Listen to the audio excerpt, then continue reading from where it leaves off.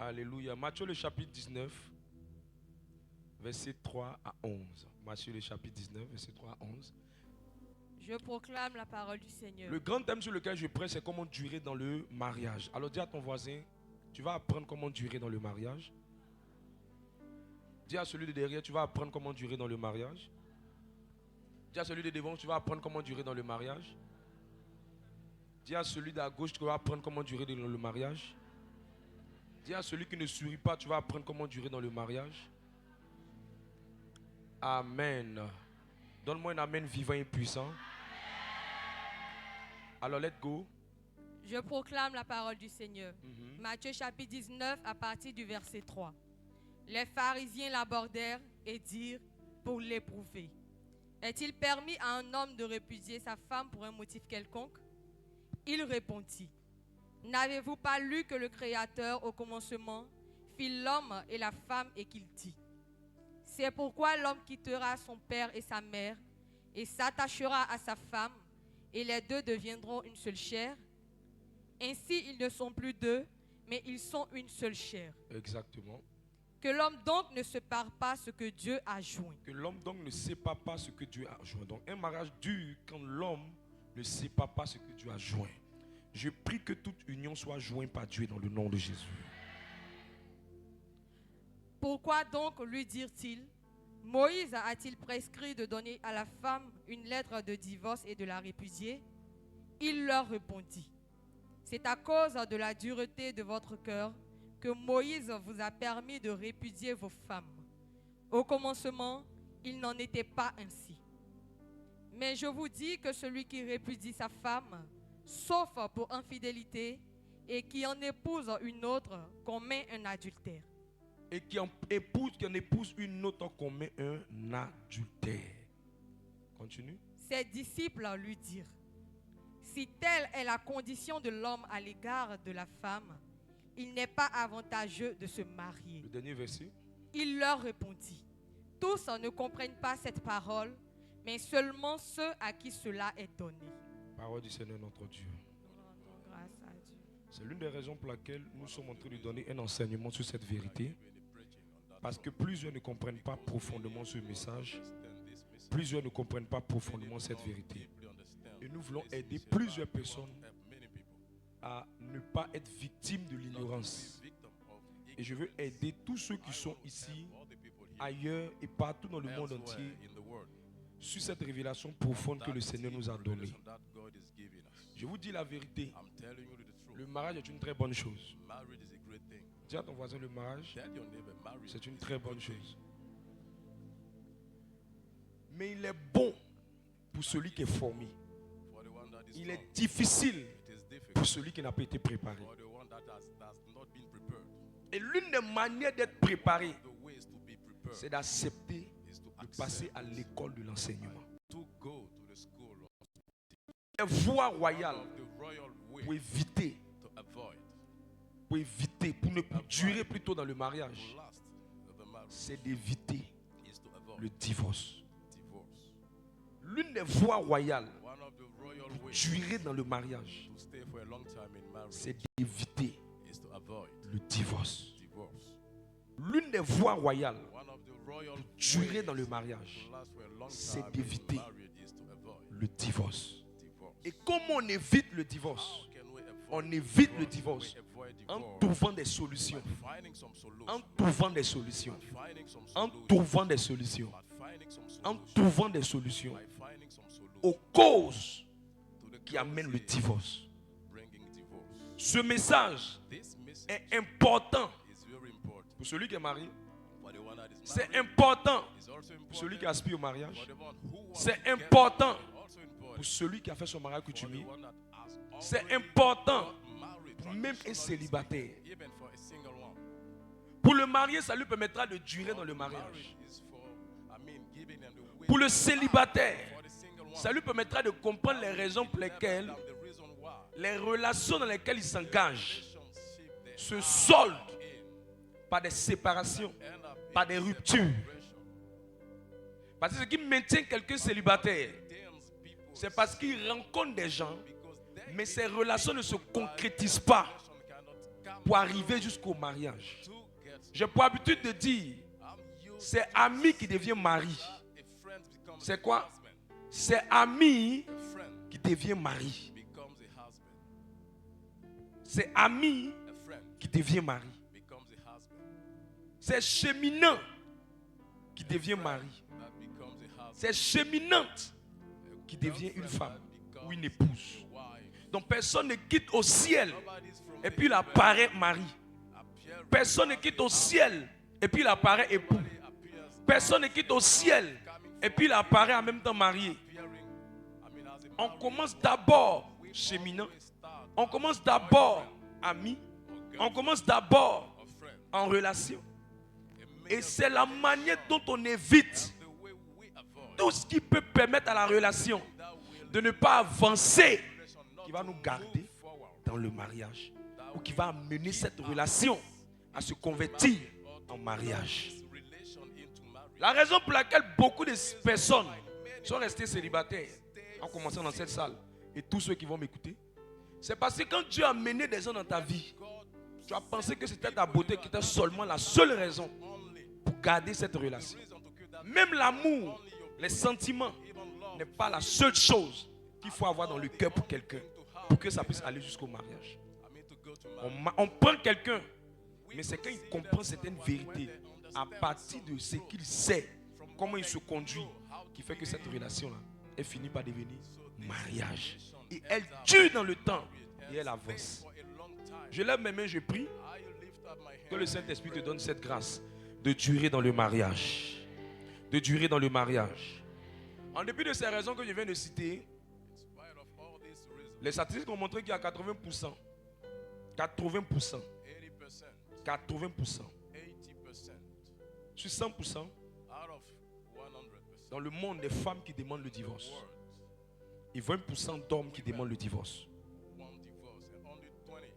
Les statistiques ont montré que dans ce monde, on a pratiquement près de 85% de mariages qui sont soldés par le divorce. Et parmi les taux de mariage qui sont soldés par le divorce, les statistiques ont montré que le taux le plus élevé vient des chrétiens. Alors regarde ton voisin, il faut dire, de toute façon vous aimez fêter, là, comme ça vous aimez divorcer.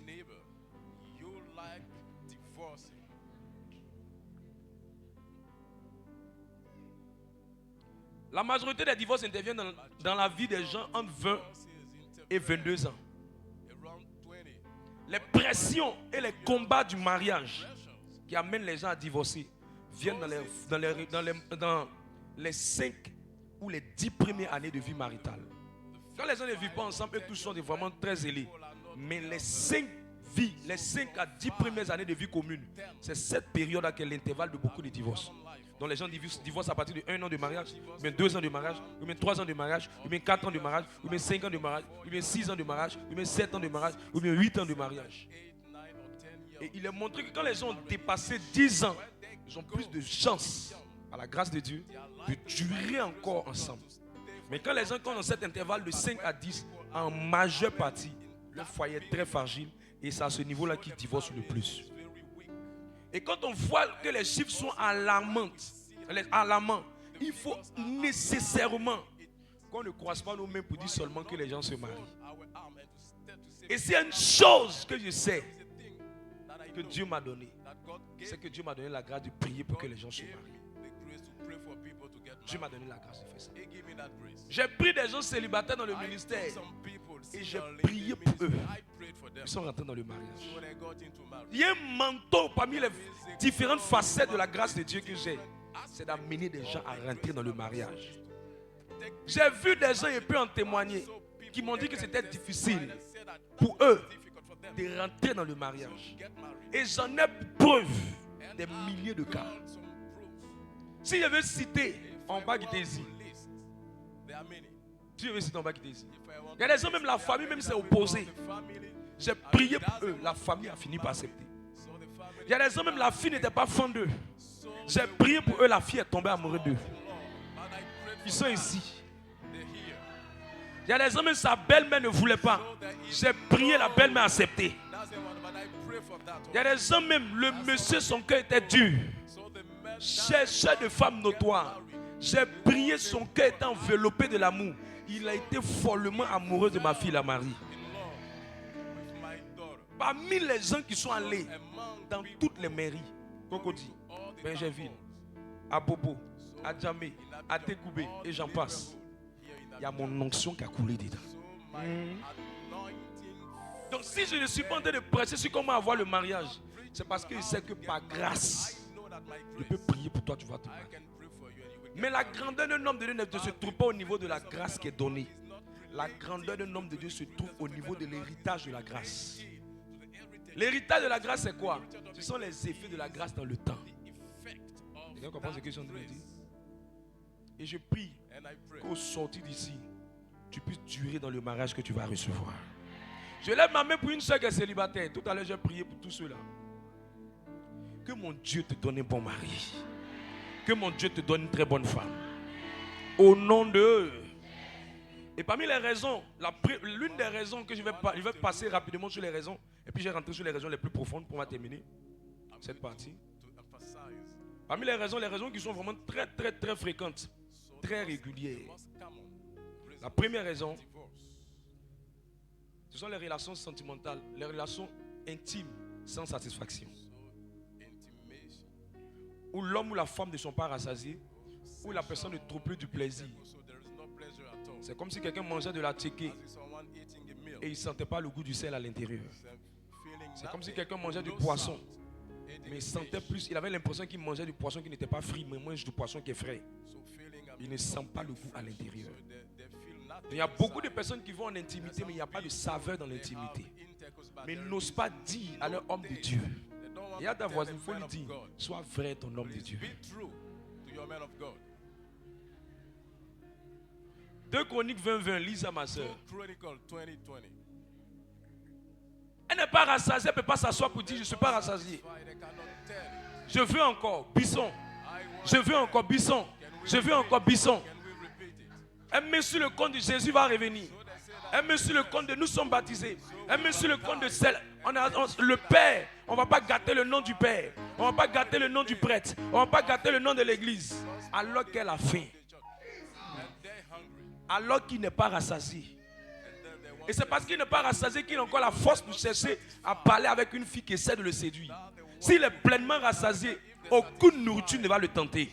Quand quelqu'un est plein, tous les restaurants deviennent pour lui comme des magasins de vente de chaussures. Quand quelqu'un est rassasié, tous les restaurants deviennent pour lui comme des magasins de vente de chaussures. Alors qu'il a bien porté sa chaussure, il n'y a rien qui lui dit quelque chose. Mais quand quelqu'un n'est pas rassasié, c'est là que ses yeux sont en train de regarder quelque chose. Il cherche encore la nourriture. Quand tu es rassasié, même ton plat préféré ne te dit rien. Est-ce que quelqu'un comprend ce que je suis en train de dire? Dis à ton voisin, il faut qu'on soit rassasié. Allons-y. 2 Chroniques 20, le verset 20. Lis la dernière phrase. Point virgule. Confiez-vous en l'Éternel, votre Dieu, et vous serez affermis. Et vous allez être fort quand vous confiez à Dieu. Seigneur, donne-moi la force. Seigneur, donne-moi la force. Ça te rend fort. Ça te fortifie. Maintenant, comment on fait pour réussir? Confiez-vous en ses prophètes et vous réussirez. Donc, quand tu te confies à un homme de Dieu, c'est dit quoi? Le mot confier veut dire fais de l'homme de Dieu ton confident. Alors dis à ta voisine, n'aie pas honte de faire de l'homme de Dieu ton confident. Il faut lui dire tes faiblesses. Homme de Dieu, je ne suis pas rassasié. On rit, mais ce message-là, tu n'as pas idée. La première partie du message, les gens sont en train de chercher comment ils vont faire écouter moi pour qu'ils viennent leur expliquer encore le message. Et je bénis le Seigneur pour ce message. Vous devez vous asseoir honnêtement et en parler sans tabou, sans histoire. Après chaque intimité, prenez le temps pour demander à l'un, es-tu rassasié? Est-ce que tu peux acclamer cette parole?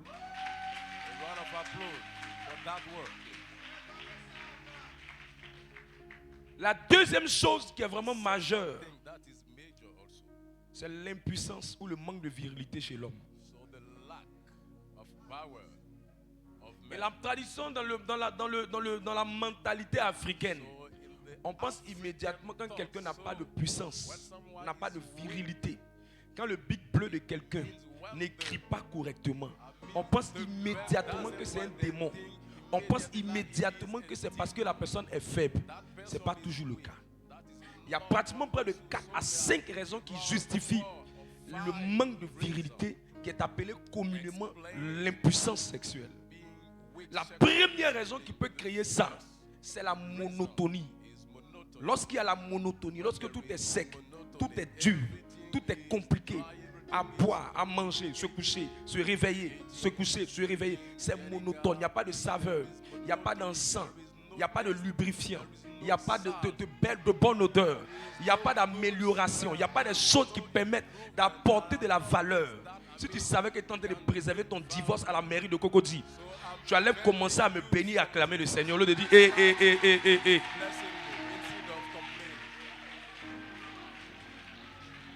J'étais en train de dormir, Dieu m'a montré une vision. Et Dieu m'a dit actuellement, appelle au moins 5 prêtres de chaque paroisse. Et puis demande, appelle des prêtres que tu connais qui sont proches de toi. Et puis demande-leur. Et la plupart d'entre eux m'ont dit que sur les paroisses, au moins pratiquement près de 50 couples divorcent. Je sais de quoi ils sont en train de parler. Je ne prêche pas les choses dans le vent. 50 couples sur une paroisse. Or, le diocèse seulement d'Abidjan en a pratiquement près de 200 paroisses. Essaye de faire le ratio. Il y a combien de divorces? Réveillez-vous, hein. Je ne prêche pas la bêtise. Je prêche la vérité de l'évangile. Donc ne pense pas que tu es gêné. Il ne faut pas te gêner. Dis à ton voisin, il ne faut pas te gêner.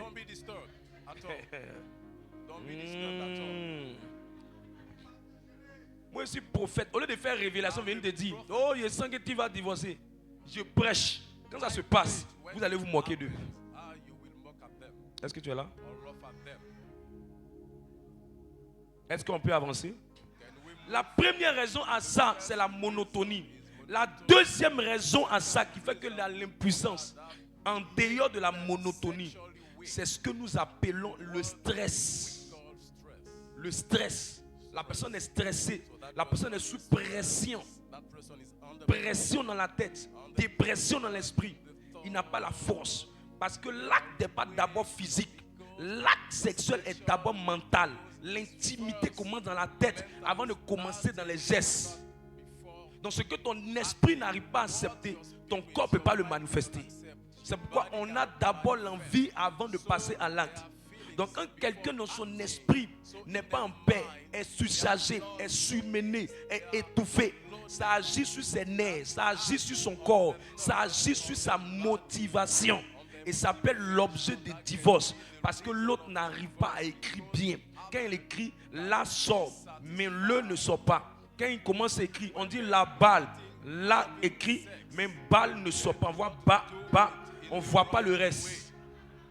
Et le bic bleu n'écrit pas bien à cause du stress. La troisième raison, c'est le problème de l'alimentation. Le problème de l'alimentation. L'alimentation. Les gens qui mangent. Et manger n'est pas le problème.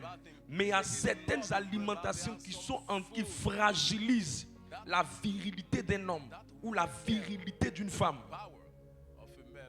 L'autre, c'est le problème de l'ennui. À un moment donné, la personne a l'impression qu'elle s'ennuie dans ça. Elle s'ennuie dans la relation. Elle s'ennuie dans l'intimité. Elle s'ennuie dans l'intimité. Dès qu'ils arrivent immédiatement, la lumière est éteinte. Comme des chauves-souris qui veulent s'attraper. C'est ennui.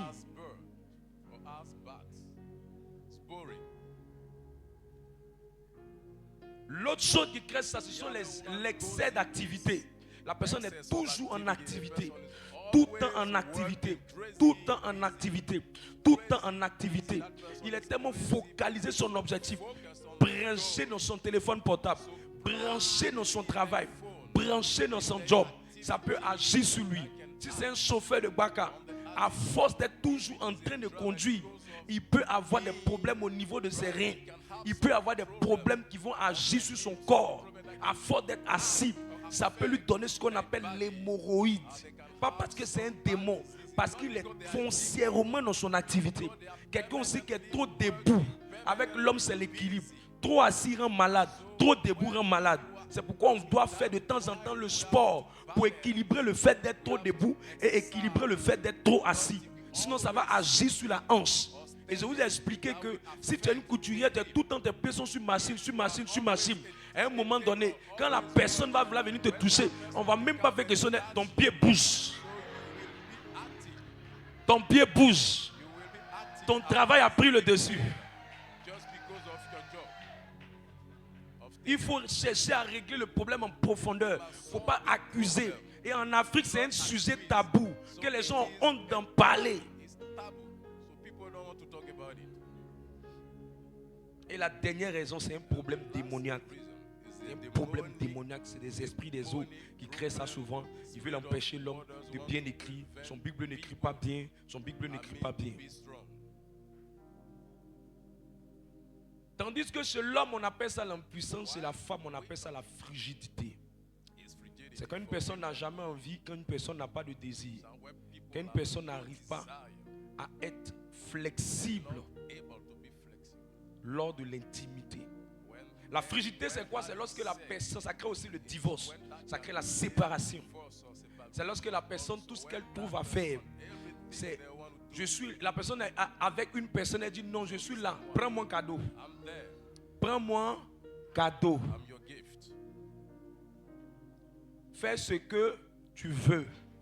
Rendez-vous le lendemain. C'est la frigidité. Je prie que la frigidité soit brisée dans le couple de quelqu'un. L'autre chose, c'est la pornographie. Les images perverses. À force de regarder le corps d'un homme, des acteurs qui sont dans les films porno, dans les films érotiques, ça fait que la femme est en train de vouloir que son mari fasse ce qu'elle voit. Et le mari est en train de dire à sa femme de faire ce qu'il voit. Alors qu'ils sont dans une chambre où il n'y a pas de caméra. Ils ne sont pas des acteurs. Les acteurs sont en train de faire la promotion d'un film. Toi, tu es en train de vivre ton amour avec quelqu'un. Les deux que tu vois là, ils ne s'aiment pas. Toi, tu aimes quelqu'un. Ça ne peut pas être pareil. Ce n'est pas la guerre. Ce n'est pas la force. Ce n'est pas l'animosité. Ce n'est pas la sauvagerie. C'est de l'amour. C'est quelque chose qui doit se solder par un rapprochement, une alliance. Et se solder par la fécondité. Ça doit rapprocher les deux conjoints. Mais ça ne doit pas fragiliser la relation. Je lève ma main. Que toute personne qui était animée de cet esprit, je prie que cet esprit-là sorte de ta vie dans le nom de Jésus. Pour quelqu'un qui est célibataire, si tu commences dès maintenant à t'habituer à ça, à regarder ce genre de films, tu ne seras jamais un homme fidèle. Tu ne seras jamais une femme fidèle. Parce que ton mari ne sera pas en train de se comporter comme celui que tu vois qu'à la forme de Jean-Claude Van Damme. Ta femme ne pourra pas se comporter comme celle que tu vois qui est en train de faire un film pour qu'on va la payer. Elle ne pourra pas. Et si tu veux revoir la même chose dans ta vie de couple, tu vas rendre ton foyer malade parce que tu seras éternellement insatisfait. Tu seras éternellement insatisfait. L'autre chose qui amène ça, c'est la masturbation. Quand quelqu'un célibataire commence à se masturber, il ne pourra pas être un homme qui va prendre à cœur la vie de couple. Il ne pourra pas être un homme qui sera un père dans un foyer. Parce qu'il cherchera tous les moyens de se satisfaire autrement quand il n'arrive pas à rentrer en relation avec sa femme. Ou quand il n'arrive pas à rentrer en relation avec son homme. Parce que la masturbation peut se faire chez la femme et elle peut se faire chez l'homme. L'autre raison sont les expériences du passé. Il y a des gens qui ont connu tellement d'hommes. Elle est venue en Christ. Jésus l'a renouvelée. Mais elle veut que ce qu'elle a vécu avec tous ces hommes, elle vienne revoir cette même chose avec la nouvelle personne qu'elle rencontre. Lui, c'est un gars qui était tout en train de chanter. Il était à une vie de victoire, il chante. Il chante. Il aime le Seigneur. Il prêche. Il aime Jésus. Toi, tu as quitté quelque part là-bas. Tu as tourné à Djamé. Tu as tourné Koumassi. Tu as tourné ici. Donc quand tu rentres dans une relation, tu veux que les mêmes choses que tu as vécues avec tous ces gens du monde, tu veux que le frère Daniel, il puisse te donner le même niveau de performance. C'est pas comme ça fonctionne. Les expériences passées là vont étouffer le frère Daniel. Accepte-le tel qu'il est et apprends-lui ce que toi tu connais pour que ton expérience s'ajoute à ton expérience, pour que vous puissiez bâtir quelque chose de solide. Mais ne lui impose pas ce que tu as vu. C'est le frère Gaspard qui n'était pas un chanteur, qui n'était pas un évangéliste, mais qui était un homme du monde qui avait peut-être eu avant toi 7 copines, 7 go. Le frère Gaspard, son expérience d'Adjamé, tu ne peux pas demander ça au frère Daniel qui aime Jésus et qui est consacré et concentré dans les choses du royaume. Il ne connaît rien, il est novice. Autre chose qui amène le divorce, où les gens ne veulent plus se voir, c'est la négligence de son apparence corporelle. Tu étais bien, tu sentais bon, un homme qui sent bon, se parfume bien. Depuis qu'il s'est marié, ses caleçons sont sales, ses dessous sont sales. Quand tu regardes sous ses aisselles, tu as l'impression que c'est la forêt du Banco. Une femme qui était propre, qui était stylée, qui s'habillait bien, qui mettait de l'ordre dans la maison. Depuis qu'on l'a mariée, elle se dit qu'elle a tout eu dans la maison. C'est les vieux pains percés, les vêtements percés, les vêtements qui sentent poisson fumé, poisson soso. C'est ça qu'elle prend et elle vient tourner dans la maison. Ça tue et ça détruit le foyer. Et la personne n'arrive pas à te dire la vérité.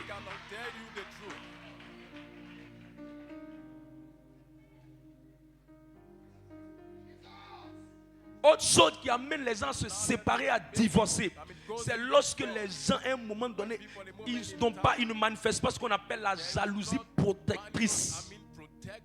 Il y a la bonne jalousie et la mauvaise jalousie. La bonne jalousie, c'est une jalousie qui a pour mission de protéger l'autre. Ce n'est pas parce que tu es chrétien que tu vas voir ton cheminant, ta cheminante, ton mari ou ta femme, quelqu'un d'autre en train de tourner autour de lui, elle est en train de le séduire. Elle est en train de le séduire. Et tu es là, tu ne dis rien, tu la regardes. Sur le fait que c'est la maîtrise de soi. Le Saint-Esprit nous a pris. Les anges nous ont pris. Ils vont arracher ton mari. Même à l'église, on arrache les maris.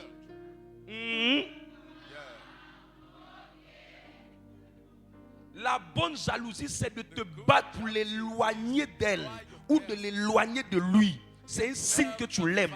Dieu nous aime et il ne veut pas qu'on adore une autre personne à sa place. C'est la bonne jalousie.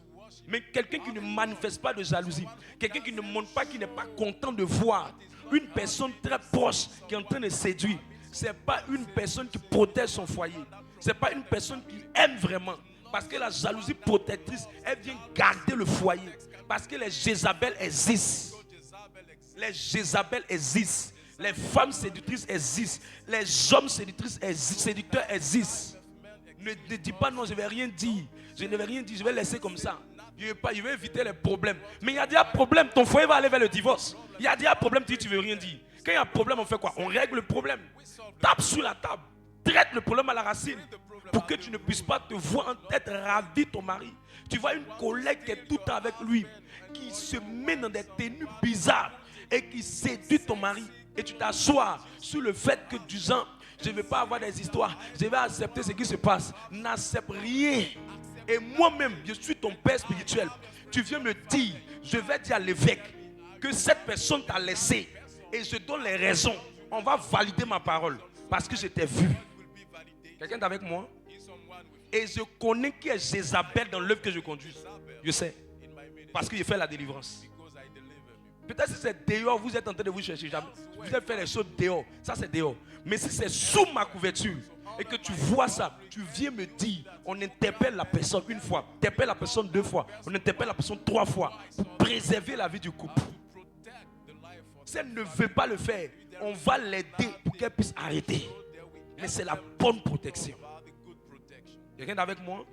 C'est la bonne protection. Je ne peux pas dire, voilà que je fais. Je suis dans le ministère.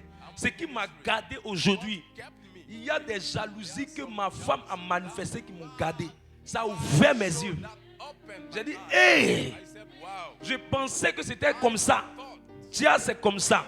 Et quand j'ai laissé avec le temps, je me suis rendu compte que c'était dangereux pour moi. Ça m'a préservé de tout scandale. Il n'y a aucune femme dans toute Côte d'Ivoire là qui peut venir dire que moi je me suis permis de faire quoi que ce soit avec elle. Et je presse devant la parole. Pourquoi? Parce qu'on m'a protégé. Mais ce n'est pas moi-même qui l'ai su. C'est quelqu'un auprès de moi qui a manifesté de la jalousie. On ne peut pas parler mal à ton mari, tu ne dis rien. On ne peut pas parler mal à ta femme, tu ne dis rien. Tu dois la protéger. L'autre chose, c'est le manque de transparence. La surdité, la cécité, le manque de transparence. La personne qui auprès de toi est en train de te dire, mon patron me drague, ma patronne me drague, les gens tournent autour de moi et tu dis rien.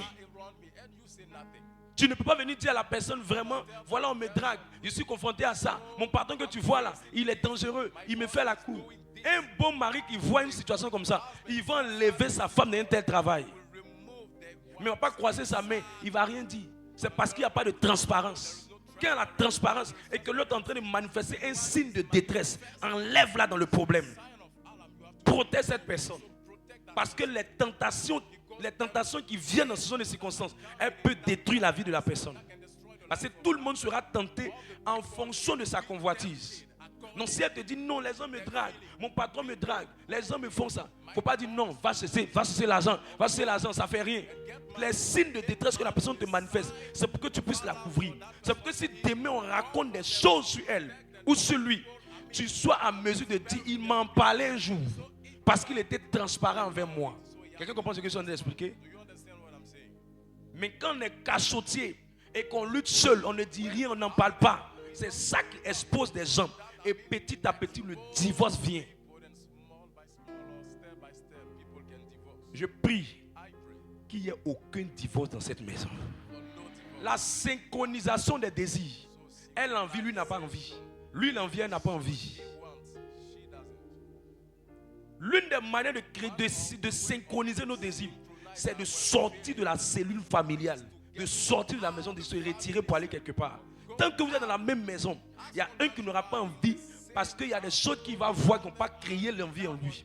Mais tant que vous sortez de l'environnement habituel, ça tue l'ennui, ça tue la monotonie et ça crée quelque chose qui fait comme si c'est maintenant vous venez de vous croiser et ça rafraîchit la vie de couple. Mais quand c'est toujours dans le même environnement, ça va faire qu'un va avoir envie, l'autre ne va pas avoir envie. Parce que pendant que toi tu as envie, tu ne sais pas que lui l'a vu, que ton habit sentait poisson fumé. Ça a tué le désir en lui.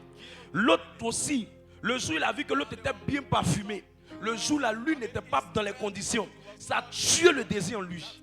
Donc pour synchroniser les désirs, il faut de temps en temps qu'on se retire. On va dans un endroit. Chaque ville n'est pas loin. Songo n'est pas loin. Bassam n'est pas loin. Assini n'est pas loin. Tu n'as pas les moyens, trouve un petit gloglo. Mets-toi là-bas avec ta bien-aimée. Mangez, buvez et amusez-vous.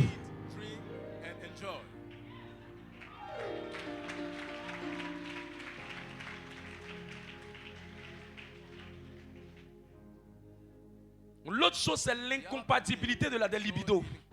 Il y a des hommes qui sont chauds. Ils veulent manger du lundi au dimanche. Il y a des femmes qui sont chaudes. Elles veulent manger du lundi au dimanche. Ça veut dire tous les jours, elle veut que le big bleu soit debout. Tous les jours, il veut qu'elle aussi, son crayon puisse être disposé. Et à chaque fois du lundi jusqu'au dimanche, lui, il est toujours prêt ou elle est toujours prête. Et ce qui fatigue à ce niveau-là, c'est que pendant que il y a un qui a sa personnalité, il est chaud sexuellement. Il y a une autre, l'autre il est timide ou bien il est tiède. Et puis il y a un autre, il est froid.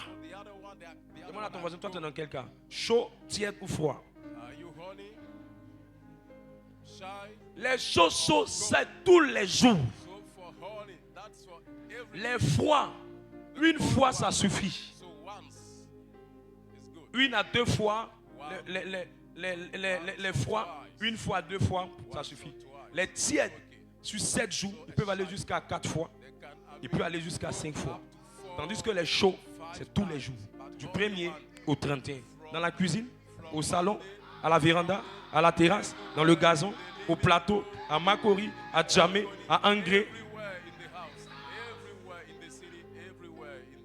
Et généralement, les gens ne disent pas, parce que les gens ne veulent pas en parler. Ils ne veulent pas en parler. Moi, je peux te dire quelqu'un qui est chaud. Moi, je peux te montrer quelqu'un qui est chaud. Parce que pour gérer le ministère, il faut travailler sur ce qu'on appelle, il faut travailler aussi sur le social. Il faut aussi prendre la peine de te former sur ce qu'on appelle la psychologie. Donc si tu ne prends pas la peine de voir ça, tu vas te rendre compte que les personnalités, il ne faut pas te tromper. Il y a des femmes très chaudes. Hein? Très chaudes. Elles veulent tous les jours.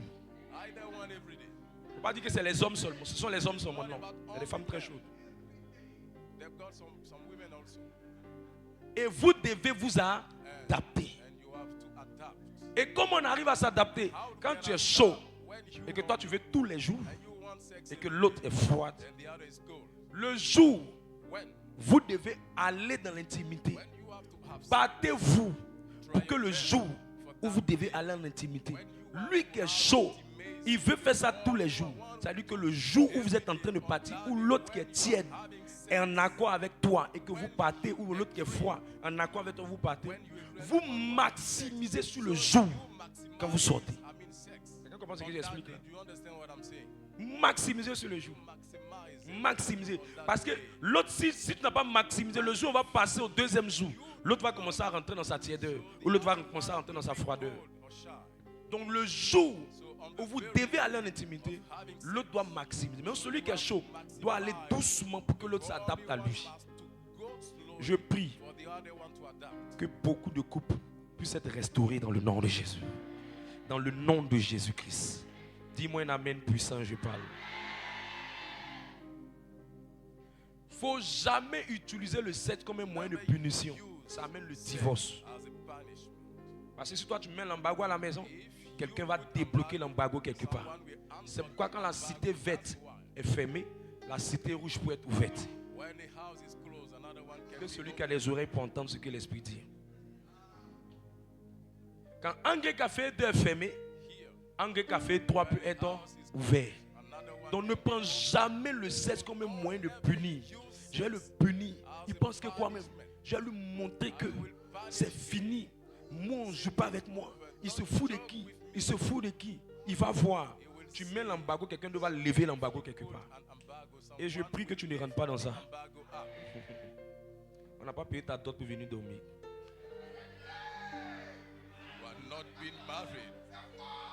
Un long voyage,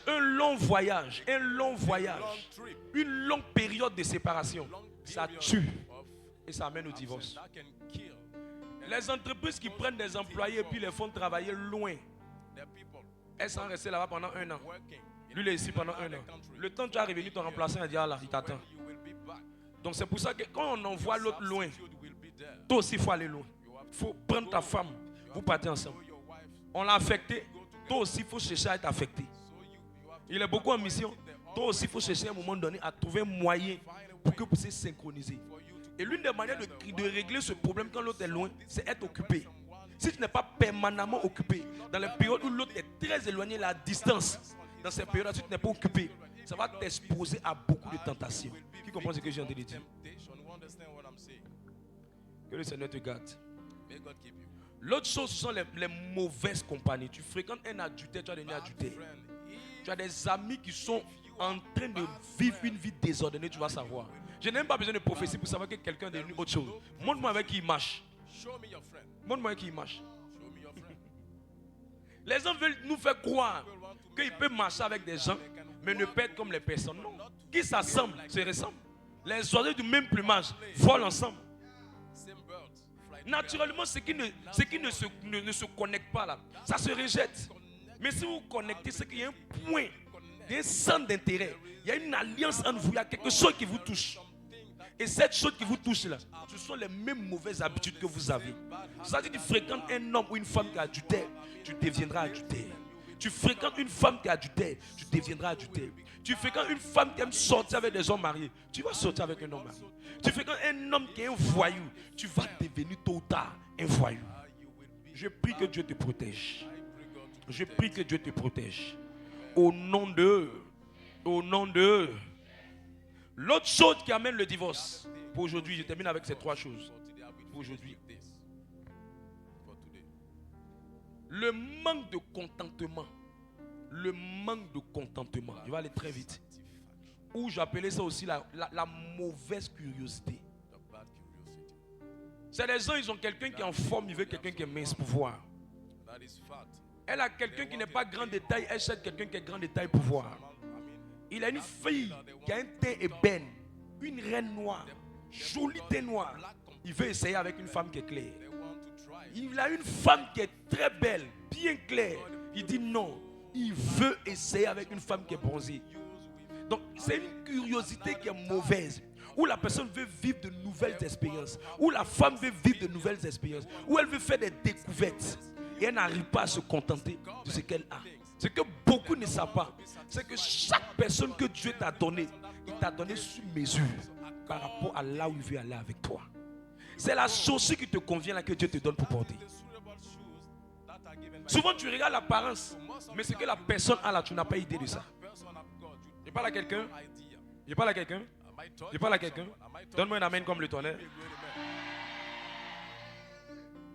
Moi je suis... Quand Dieu m'a mis avec Maman Modé, moi j'ai la grâce prophétique. Je peux gérer tout le monde jusqu'à la dernière personne. Mais la grâce que Dieu lui a donnée pour être auprès de moi, c'est que Dieu lui a donné la grâce d'être comme une couveuse pour le ministère. Si un membre a quelque chose, la première personne qui a la révélation, c'est ma femme. Donc moi dans le ministère, je peux voir les détails qu'ils sont en train d'exercer le ministère. Elle n'est pas en train de prêcher. Mais quand il y a quelque chose qui doit arriver concernant le ministère, c'est la première personne à commencer à recevoir la révélation par rapport à ça. Donc dans notre grâce, moi j'ai la grâce de bâtir, de conduire et d'aider les gens. Elle a la grâce de protéger le ministère sur le plan spirituel. C'est pourquoi elle a un manteau de chama. C'est comme une poule. Elle couvre le ministère prophétiquement. Donc, on est compatible dans la mesure où, à force de me concentrer sur les problèmes des fidèles, sur comment prêcher le message, sur comment aider les gens, je n'ai pas le temps de prier pour le ministère dans l'ensemble. Donc Dieu a mis une personne auprès de moi pour couvrir le ministère dans l'ensemble. Quand elle se met à prier, ça ne tarde pas 2 jours, 3 jours, et elle va voir quelque chose sur le ministère. Quand le problème des communautés nouvelles est arrivé, la première personne qui m'a donné la révélation pour me dire voilà une décision que l'évêque va prendre, c'est ma femme. La première personne où personne ne savait, quand elle est revenue de la prière, de sa prière personnelle, quand elle est revenue, elle dit voilà quelque chose qui va arriver. Elle m'a donné les détails. Je pensais que c'était lié à la communauté. Elle m'a dit non. Elle pensait que c'était lié à la communauté. Mais plus tard, on s'est rendu compte que c'était un problème de toutes les communautés qui arrivaient. Mais pourquoi Dieu lui a donné cette grâce? C'est parce que Dieu sait qu'on est compatible. Beaucoup de personnes ne savent pas. Tu veux avoir, Dieu te donne une femme. Il te donne une femme. Il a vu ce que tu vas devenir demain. Toi, tu dis non. Tu veux une autre femme. Ce que tu ne sais pas. Elle n'a pas la grâce pour te porter. Ton vilain caractère là, c'est elle seule qui peut porter. Ta manière d'être, les réalités de ta famille, les combats de ton sang, c'est elle qui peut t'aider. C'est pour ça que Dieu l'a mis auprès de toi. Si elle ne pouvait pas t'aider, elle ne serait pas choisie par Dieu pour être avec toi.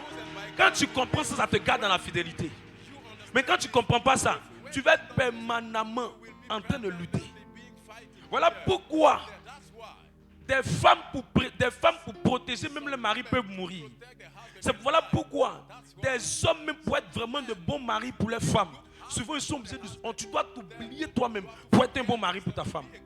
Parce que le problème de beaucoup, c'est qu'eux ils regardent l'apparence, mais ils ne regardent pas la dimension prophétique de ce que Dieu a réservé à ce couple. S'ils voyaient la dimension prophétique, ils n'allaient pas commencer à se disperser pour se promener. Tout ce qui brille, ce n'est pas ce qui te convient. Il y a des gens, tu as gros nez parce que Dieu veut que tu respires bien. Il y a des gens là, Dieu a mis toute ta beauté dans ton visage. Parce que Dieu sait qu'il y a un domaine de ta vie, tu n'es pas assez extraordinaire dedans. Tu ne vaux rien en cuisine. Il sait que toi là, si on veut partir sur la base de la nourriture, tu vas échouer, tu vas rester dans le célibat. Il a concentré ta beauté sur ton visage. Parce qu'il veut que la personne qui va te prendre, lui n'aura pas besoin de cuisinière. Il aura besoin d'être fier de voir une beauté avec laquelle il va marcher. Dieu a donné à chacun une mesure selon la destinée de la personne et la préférence qu'il a mis sur chacun. Quand tu ne comprends pas ça, tu vas vouloir ne pas te contenter puis te disperser pour prendre ce qui ne te convient pas. Alors que c'est bon, mais ça ne va pas t'aider. C'est bon, mais est-ce que la chaussure peut t'amener jusqu'à Yam Secours? C'est bon, mais est-ce que la chaussure peut t'amener jusqu'à la destination de ta vie? C'est bon, mais est-ce que la chaussure peut te permettre d'ouvrir les dimensions de ta vie? Et beaucoup regardent juste ce qu'ils voient, mais ne regardent pas ce que ça peut leur apporter. Voilà pourquoi quand les hommes ont commencé à détruire, ont commencé à changer, à un moment donné, ils ont fragilisé eux-mêmes leur vie de couple. Ils ont mélangé la vie. Voilà pourquoi quand des femmes ont commencé à changer, elles ont qu'à changer de personne ou vouloir voir autre chose, elles ont détruit ce qu'elles sont. J'ai compris que tout ce que Dieu nous a donné pour une bonne cause. Il n'y a pas quelque chose que Dieu a créé de façon hasardeuse. Il sait pourquoi il a créé telle personne. Il sait pourquoi il a mis telle mesure. Il sait pourquoi il a mis telle dimension en chacun. Et je prie que tu apprennes à te contenter de ce que Dieu te donne dans le nom de Jésus. Dis voisin, il faut te contenter, pardon. Dis voisine, pardon, il faut te contenter. Elle dit quoi? L'une des causes qui amène le divorce, c'est l'amour de l'argent. La Bible dit que l'amour de l'argent est la racine de tous les maux. Je peux te dire quelque chose? Il y a des femmes qui doivent prier pour que les maris deviennent pauvres. Parce qu'il y a des gens qui ne supportent pas la richesse. Je te dis la vérité. Je suis dans l'affaire de Dieu. Il y a des gens qui ne supportent pas la richesse. Il y a des gens qui dans la galère, ils sont fidèles.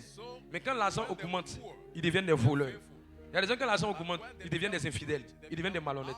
La fille de jeunesse qu'il a pris, la fille avec qui il a galéré, la fille qu'il a aimée, la fille qu'il a supportée, qu'il a soutenue. À un moment donné, le même là. Mon Dieu. L'argent est bizarre. Hein? L'argent a commencé à tellement rentrer dans la vie de la personne que l'argent change. Tu sais que l'argent, ça a changé son goût. Il dit qu'elle n'est plus son goût. Elle n'est plus son genre. Pourquoi l'argent détruit le foyer? C'est parce que quand l'argent vient dans la vie souvent d'un homme qui n'a pas su gérer l'argent, ça fait qu'à un moment donné, il commence à changer de préférence. Il trouve que celle est devenue très villageoise par rapport à celles qui sont là, qui viennent vers lui. Je vais te dire quelque chose. L'argent a un grand pouvoir. L'argent va te faire avoir une femme même que toi dans ta galère tu ne pourras jamais avoir. Même si Jésus descendait, elle ne va jamais t'aimer. Elle aime ta poche. C'est l'argent qui fait ça. Tu as déjà vu quelqu'un qui a l'argent puis on dit il est vilain. Montre-moi un homme riche qui est vilain. Qui a trouvé un homme riche qui est vilain? Cherchez. Tous les hommes riches sont beaux. Tous les hommes riches sont beaux. C'est pourquoi l'argent là, il y a d'autres qui ont besoin d'avoir petit. Avant, je croyais que tout le monde devait avoir beaucoup. Il y a des gens, c'est l'argent même qui les a brisés. C'est l'argent même qui a détruit plutôt qui a brisé leur foyer. C'est pour ça que ne sous-estimez pas le pouvoir que l'argent a. Si tu vois que l'argent vient beaucoup, ton comportement change. Je te dis quelque chose. Je te dis quelque chose. Une femme. Je te dis quelque chose. Je te dis. Si je donne ce secret là, c'est pas bon. Si je donne ce secret, c'est pas bon. Il a te donné le code qui a fait qu'un homme va devenir pauvre en un mois.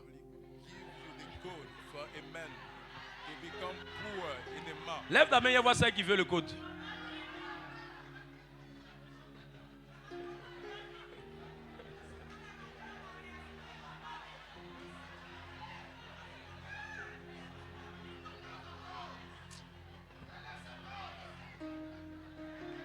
Lève la main et vois qui veut le code.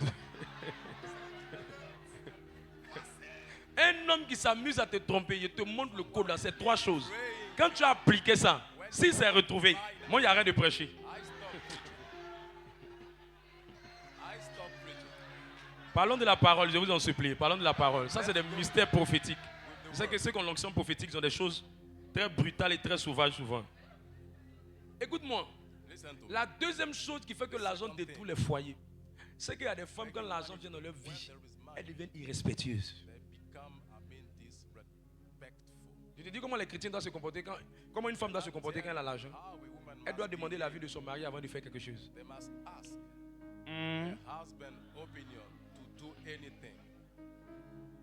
Elle devient insoumise. Elle devient rebelle. Donc il y a des femmes, à cause de ça, Dieu ne peut pas te lever plus. Parce que si tu te donnes un peu plus, ton niveau de soumission, de respect va baisser. Il y a des femmes, elles sont là, elles supportent. Mais elles attendent seulement le jour où l'argent va tomber.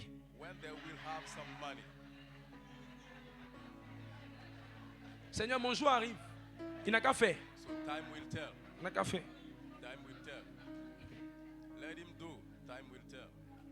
L'argent rend belle, l'argent rend beau, l'argent rend extraordinaire.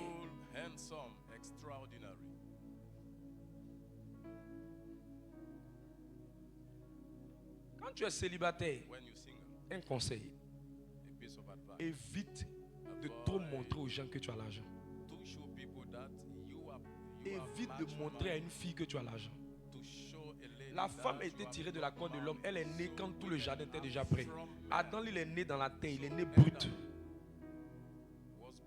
Là où il y a le bonheur, ça attire les femmes. Parce qu'elles sont conçues. Elles sont le produit fini de Dieu. Les hommes sont le produit brut de Dieu. Or, ce qui est fini, c'est ce qui est raffiné. Et ce qui est raffiné est toujours plus cher que ce qui n'est pas raffiné. C'est pour ça que les premières sorties sont toujours brutes. Et les nouvelles sorties sont toujours meilleures. Quand tu regardes les téléphones Camon qui sortent, ce n'est pas pareil que les autres. Il y a une certaine finesse. Donc Dieu a donné la finesse à la femme.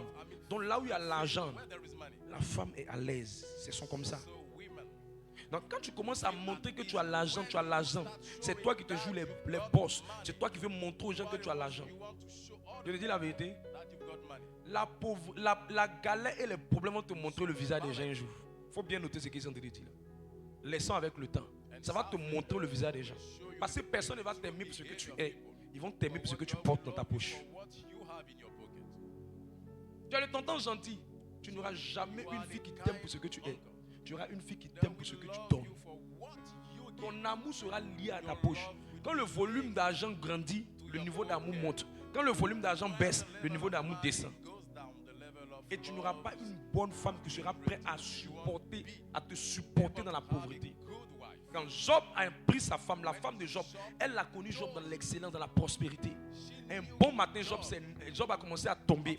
Elle a dit, maudit Dieu et meurt. Donc elle va aller se remarier. C'est lui qui doit mourir, pas elle. Elle ne dit pas maudissons Dieu et mourons. Elle dit Job, maudit Dieu et meurt. Elle veut dire quoi, Job? Faut quitter sur mon chemin. Moi, je cherche à partir voir quelqu'un d'autre. Mais elle n'a pas eu le courage de lui dire. Quand tu as une femme qui aime seulement ton argent, n'aime pas ta vie, la vie est faite de fluctuations. Il y aura des moments de haut, il y aura des moments de bas. Il y aura des temps de vaches grasses, il y aura des temps de vaches maigres. Je disais un jour à quelqu'un, j'ai dit, on me disait que quelqu'un tentait d'avoir l'argent qui n'avait plus le temps pour prier. Il dit laisse tomber. C'est l'onction qui a envoyé, non? Ça a fini. Oui, ça ne finit pas. Ça a fini. Ça va finir. Ça va finir. Quand ça va finir, la personne va chercher le chemin. C'est une question de temps. C'est une question de temps. Et quand quelqu'un t'a connu et connaît seulement ton côté quand tu as l'argent, le jour où les problèmes frappent, tu verras le vrai visage de la personne. Tu verras le vrai cœur de la personne. Mais quand quelqu'un était prêt à te supporter dans tes moments de haut, dans tes moments de bas, la personne va rester avec toi dans les vents et dans la marée, dans toutes les circonstances où tu seras avec cette personne. C'est pour ça, ne fais pas l'exposition de ce que tu as. Mets-toi dans les conditions pour toujours examiner le cœur de la personne et vois dans quelle mesure la personne peut t'aider. Parce que l'argent que tu vois là, ça détruit des mariages, ça détruit des foyers, ça détruit des couples. Ça a changé le comportement de monsieur, ça a changé le comportement de madame. Ça a rendu des gens autre chose. Autre chose. Parce qu'il peut aller partout où il veut. Il est ni impoli, ni arrogant. Elle le sait, elle peut aller où elle veut. Elle a commencé à avoir un autre comportement. C'est pourquoi ça détruit beaucoup de foyers. Ça détruit beaucoup de foyers. Quelqu'un est avec moi? Dis-moi un amen puissant. C'est pour ça que moi j'ai commencé à faire le ministère. Quand je me suis mis dans le ministère, que j'ai rencontré ma femme, je lui ai dit, bats-toi jusqu'à ce que tu aies ton entreprise. Pour que tu puisses avoir toi-même ta propre activité. De sorte que tu ne sois plus en train de dépendre d'une entreprise, mais que toi-même tu aies ton activité. Pour que dans ton activité, la manière dont tu vas rester là, je pourrais savoir si dans l'argent, plus ça va augmenter, tu seras toujours la bonne personne qu'il faut. Et c'est comme ça qu'elle a commencé à faire elle-même ses propres activités. Et j'ai commencé à observer certaines choses dans son attitude. Je vais dire quoi? Si tu n'es pas sorti d'une situation, tu n'es pas monté dans une situation financière, tu ne pourras jamais voir le cœur de l'homme. L'homme, regarde ton voisin. Il n'a pas encore l'argent, c'est pour ça que tu le vois, il est comme ça.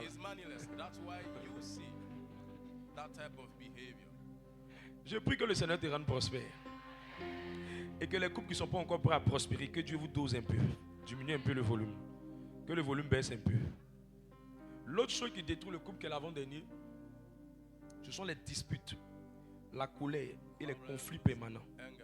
Quand un couple est en train de se séparer, au départ, c'est une dispute par mois. Après, ça devient une dispute par semaine. Après, ça devient une dispute par jour. Après, ça devient 3 à 4 disputes par jour. C'est qu'ils sont en train de se séparer. C'est des signaux dangereux. Si ça ne s'aille pas pour dialoguer et communiquer, Satan va régner et ils sont en train de se séparer. Et ce couple-là n'aura pas d'avenir parce qu'il ne peut pas s'asseoir. C'est pour ça que quand tu es célibataire et puis tu es avec quelqu'un et que vous n'arrivez pas à vous asseoir pour dialoguer, parler et terminer un discours dans la paix, une conversation dans l'harmonie. Si tu n'arrives pas à faire ça, je te dis la vérité, il faut fuir la relation. Parce que si déjà dans le célibat, vous ne pouvez pas bien parler, mariage, ça amplifie le comportement, ça ne change pas. Parce que quand on est dans le cheminement, tout le monde veut montrer qu'il a les ongles arrondis, il a le visage bien rond, il a le nez doré, il a les lèvres roses. Mais quand on rentre dans le mariage, les vraies habitudes sortent. Donc si déjà dans le cheminement, il n'y a pas d'entente, vous ne pouvez pas vous asseoir, parler franchement. 2 conseils. Premier, faites intervenir une voix qui n'a rien à voir avec vous deux, une autorité spirituelle. Deuxième cas, vous deux asseyez-vous. Mettez tout de côté. Ne cherchez pas raison. Et parlez franchement. Parce que là où on n'arrive pas à se parler, l'amour vient du cœur, ça s'exprime par la bouche. La même bouche qui avait dit hier je t'aime, la même bouche ça peut dire tu es bête, la même bouche ça peut dire tu es sorcière, la même bouche ça peut dire imbécile, la même bouche ça peut injurier la personne. Et quand il y a trop de disputes, ça fait grandir la colère et ça tue l'amour entre les deux personnes. Et à un moment donné, la personne ne veut plus sentir l'autre. Parce que les mots qu'il a entendus, les phrases qu'il a entendues, mais les phrases sont motivées par quoi? Par des disputes qu'on n'a jamais pris la peine de s'asseoir franchement et honnêtement pour parler de ça. Jamais. Et le problème de beaucoup de couples, c'est qu'au lieu de s'asseoir pour beaucoup discuter, d'autres préfèrent se faire des cadeaux, d'autres préfèrent avoir des rapports, d'autres préfèrent rester là à se bouder sans parler. Et le problème n'est jamais résolu à la racine. Et Satan vient régner, la chair vient régner. Et toujours les disputes reviennent. Et à un moment donné, la maîtrise de soi commence à descendre. La colère commence à prendre le dessus. Les conflits commencent à être là. Ils sont dans une maison, ils sont des vilaines froides. Ils commencent à fragiliser le foyer, fragiliser la maison, fragiliser les enfants. Et on ne peut plus s'entendre. Ils ne se parlent plus. L'autre dort dans la chambre, l'autre dort au salon. L'autre va dormir ici, l'autre dort ici. L'autre dort par terre, l'autre dort sous le lit. Quand l'autre veut venir par terre, l'autre vient sous le lit. Et il n'y a plus d'harmonie et d'entente dans le couple. Et c'est les disputes qui ont commencé à venir. Et c'est là qu'un va aller dire quelque part, je ne sais pas pourquoi, mais il y a quelqu'un, je ne me sens plus à l'aise dans mon foyer. Je suis plus heureuse avec celui avec qui je suis.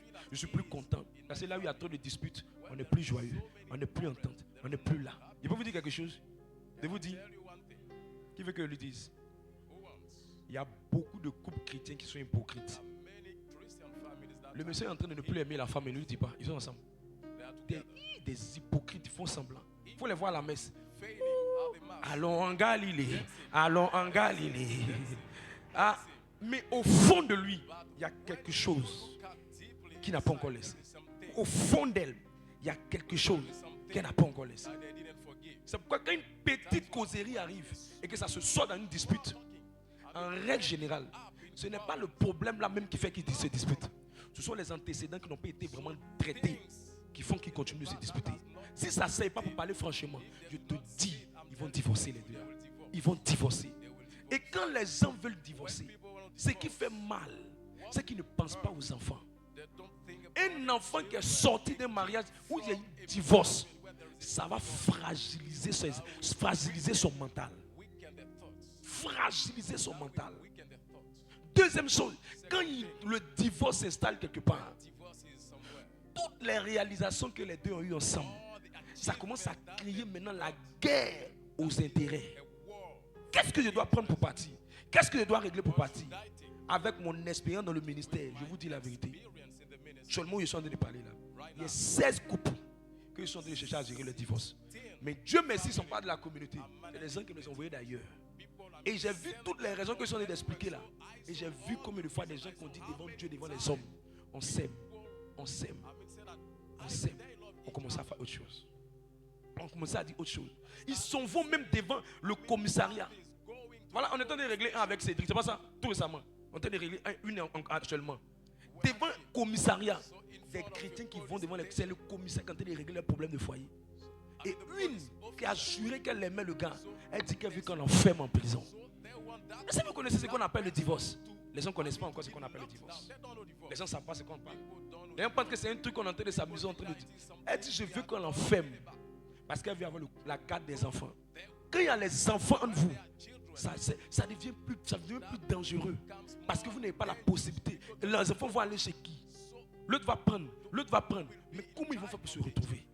Ça a trop détruit les finances, les choses bâties, l'avenir qui a été fait, l'image de la communauté, l'image de l'église. Les prêtres ont célébré leur union. Tout ce qui s'est passé comme cérémonie. Les photos, ils ont mis sur les réseaux sociaux. Les gens qui sont venus à la cérémonie, les mangeurs de croquettes, les mangeurs de bon maïs, ils sont ici. Ils sont ici. Ils sont ici. Ça détruit. Il y a des gens qui sont là, mais ils veulent la mort de leur femme. Il y a des gens qui sont là, mais ils veulent la mort de leur mari. Ils ne veulent plus que le monsieur existe. Tout ce qu'ils veulent, c'est d'avoir la paix pour quitter. Le divorce est ni réel. Il y a des gens qui sont passés à deux. J'ai réglé pour une, la même, elle dit ça. Elle est la troisième. Il a connu 2 divorces déjà. Mes amis, c'est des réalités auxquelles les gens sont confrontés tous les jours.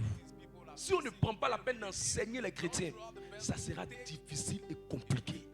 Ça sera compliqué jusqu'à beaucoup ne vont pas pouvoir être en paix et aller de l'avant ensemble. À un moment donné, laissez Christ être au centre de la relation. Laissez Christ être au centre de votre cheminement. Laissez Christ être, vous amener à la vérité, à la transparence. Ne soyez pas hypocrites. Combattez les démons qui combattent les foyers. Combattez les hôtels qui combattent les foyers. Il y a des familles, là, le démon t'a laissé te marier, mais il ne veut jamais que tu sois en paix dans ce foyer. Il y a des familles, les hôtels t'ont laissé avoir quelqu'un, mais il ne veut jamais que la personne puisse t'amener vers le mariage, ou aller à la mairie avec toi, ou aller plus loin avec toi dans le mariage. Et ça fragilise les foyers à longueur de journée. Et on ne peut pas expliquer ça comme il se doit. Explique-moi, comment tu peux voir quelqu'un qui a dit oui à quelqu'un en train de dire tout ce qui est mauvais sur la même personne? Explique-moi, combien de fois des belles familles se sont divisées, se sont tirées les couteaux, se sont insultées. Il y a un couple même que j'ai reçu dans cette boîte du jubilé. Le monsieur même, son papa même fait partie des gens qui enseignent l'école de mariage. Mais son fils était en train de divorcer. Et lui-même, il veut rattraper son fils, ce n'est pas possible. Combien de pères, des femmes qui ne sont pas venues nous expliquer combien de fois ça fait mal. Le monsieur lui a donné un coup de poing. Tu vois son visage, tu ne peux pas comprendre. Son visage est fendu. Parce que quand le divorce veut venir, Satan va s'aimer la haine, la zizanie, la confusion, les mélanges et tout ce qui était sémé pendant des années. Ça va se poser en un seul jour. Je vous en supplie, prenez la peine de prendre à cœur ce qu'on est en train de prêcher. Vous gardez. Quand tu vois 20 ans de mariage, tu es content. Quand tu vois 15 ans de mariage, tu es content. Quand tu vois 10 ans de mariage, tu es content. C'est parce qu'ils ont survécu certaines choses. Il y a des réclamations, il y a des hôtels, il y a des démons, il y a des esprits, il y a des batailles dans les familles qui ne veulent pas qu'on se marie. Je me rappelle d'une femme, une personne veut venir prendre son mari. Je parlais de ça à la matinale ce matin. Quelqu'un veut venir prendre son mari. La femme est en train de pleurer, faire pitié. Elle a rencontré une Ismaélite. Vous connaissez les Ismaélites, non? Elle a rencontré une Ismaélite. Attends, vous ne connaissez pas les Ismaélites? Vous ne connaissez les enfants de Ismaël. Levez les mains, je vois ceux qui sont les enfants d'Ismaël. Nous, on est les enfants d'Abraham. Maintenant, nos cousins, là, ce sont les enfants d'Ismaël. On se comprend maintenant? C'est que tu suis en classe, ils sont déjà conclus. Elle a rencontré une Ismaélite. Elle voulait prendre son mari. Elle est partie faire un travail sur lui. Qu'elle a travaillé le gars avec des sacs. Vous savez qu'eux là, eux ils parlent en termes de marabout. Eux ne sont pas comme nous. Alléluia, amen. Elle voulait rester dans jeune prière. Elle est en train de maigrir. Et quelqu'un l'a amené vers moi. Je lui ai dit, mais ton mari là, tu as le père, hein? La fille a traité le gars. Il a pris ses 2 bagages. Il a quitté la maison. Je lui ai dit, ce problème là, c'est un problème d'hôtel. Il faut combattre le démon qui est derrière. Elle dit, homme de Dieu, moi je suis en train de jeûner. Oh, elle a fini de parler. Moi, elle a regardé. Je suis parti. On s'est séparés. Mais je suis en train de parler. Les temps qui ont suivi, elle a perdu son foyer. Le monsieur est assis dans le foyer. Les mois qui ont suivi, il s'est remarié avec l'Ismaélite. Ils ont construit un foyer. Mais le jour où je priais pour la femme, l'Esprit de Dieu m'a dit que l'Ismaélite, c'est l'argent du monsieur qu'elle veut. Elle a bien traité son marabout. Et il est comme omnubilé par la fille. Il ne veut plus la sentir. Mais elle pensait que c'était un jeune prière. Il fallait combattre. Pourquoi je t'explique ça? Quand tu sens que dans ta famille, le mariage est compliqué. Quand tu sens qu'il y a des démons de famille qui ne veulent pas que tu restes marié. Et que tu sens des combats, il faut bâtir des hôtels. Il faut mettre Christ bien dans ta vie. Mais il faut bâtir des hôtels pour accompagner ça. Parce que le monde dans lequel on est là, Satan ne veut pas voir les couples heureux rester ensemble. Satan ne supporte pas le mariage. Il ne veut pas laisser les gens être heureux, être ensemble, être unis et être en paix dans le foyer. Quand tu comprends ça, chaque fois que tu vois des petites tensions, asseyez-vous parler. Mettez-vous sur table et puis traitez le problème. Parce qu'il n'y a pas une grande humiliation de voir une femme qui a quitté son foyer, qui a divorcé, qui s'est séparé de quelqu'un. Il n'y a pas une grande humiliation que de voir un homme qui a quitté son foyer, qui a divorcé et qui n'est plus avec la personne. Il n'y a pas une grande humiliation. Les familles sont humiliées, le monde est humilié et Satan s'est réjoui. Prenez à cœur ce qu'on est en train de vous prêcher. Réécoutez le message et mettez ce monde-là loin de votre vie. Donnez-vous les défis de avoir 30 ans de mariage, 10 ans de mariage, 25 ans de mariage. Donnez-vous ces défis. C'est possible avec Jésus. C'est possible avec Christ. C'est possible qu'on laisse Christ nous transformer et nous changer. C'est possible. Que Dieu vous bénisse fortement.